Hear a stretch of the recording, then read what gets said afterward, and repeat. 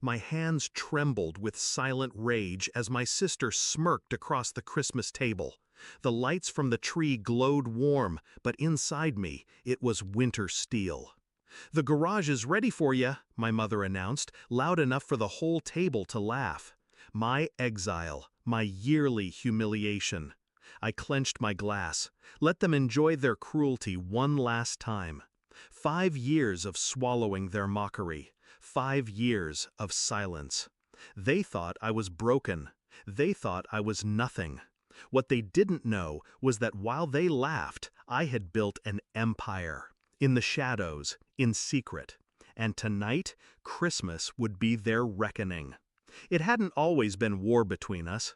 My sister used to be my closest friend, the one who whispered secrets under the covers, the one who promised me we'd always have each other. But promises rot fast when envy takes root. I first noticed the shift in her eyes when I got into university, and she didn't. The way she smiled too wide when I failed my first internship. The way she accidentally revealed my struggles to the family, dressing them as concern. By the time my business idea failed and I had to move back home, she had fully sharpened her knives. Every family dinner became theater. Her mocking jokes, my parents' laughter, their pity disguised as advice. And then came Christmas 5 years ago. She handed me a box wrapped in gold. Inside, a mirror. "Maybe next year you'll have something real to bring to the table," she said. That was the night I stopped being her sister and started becoming her executioner. I didn't argue. I didn't defend myself. I disappeared. By day, I worked odd jobs. By night, I built. Failed startups became lessons. Connections turned into contracts. Every slight, every laugh, every cruel word fueled me like fire. I operated under a name none of them knew. A company without a face, growing quietly, weaving itself into industries they depended on. And when I learned my sister worked under a boss whose company's future was tied to mine, I smiled for the first time in years. The pieces were aligning. Christmas this year was my chosen stage. The table was set with silver and glass, laughter echoing through the house as if joy could smother cruelty. My sister leaned close to her boss, glowing with the smug pride of someone who believed she had power.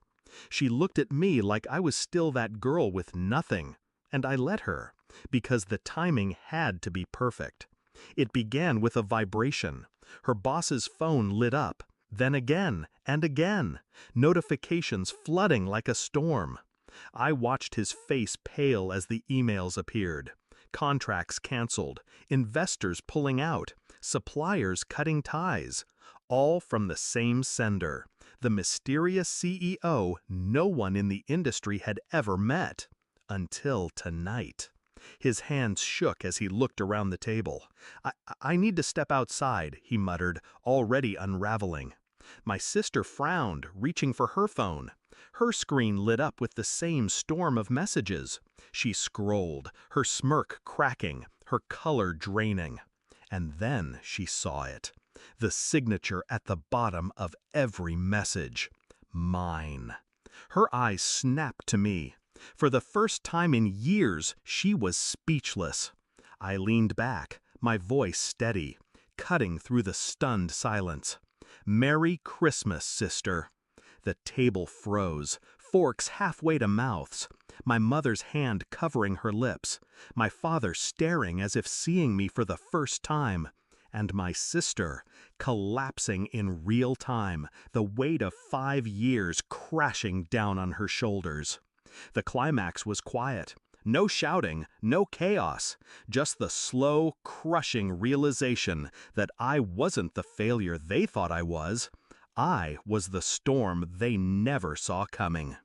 Her boss left in a rush, already on the phone, already ruined. My sister sat trembling, the glow of the tree lights mocking her pale face. And I stayed calm, sipping my drink, my revenge unfolding like a symphony I had composed note by note.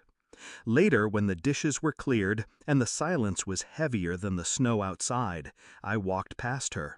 She reached for me, whispering, "Why?" I paused. 5 years of exile.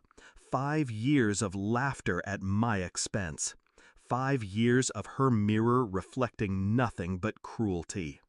"Because you taught me how," I said, and walked away.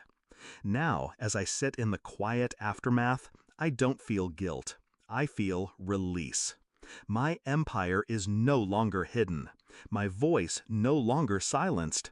They mocked me for living in the garage, but tonight I left them buried in ruins they can't escape. And my sister finally understands. I am not the failure she created. I am the reckoning she earned.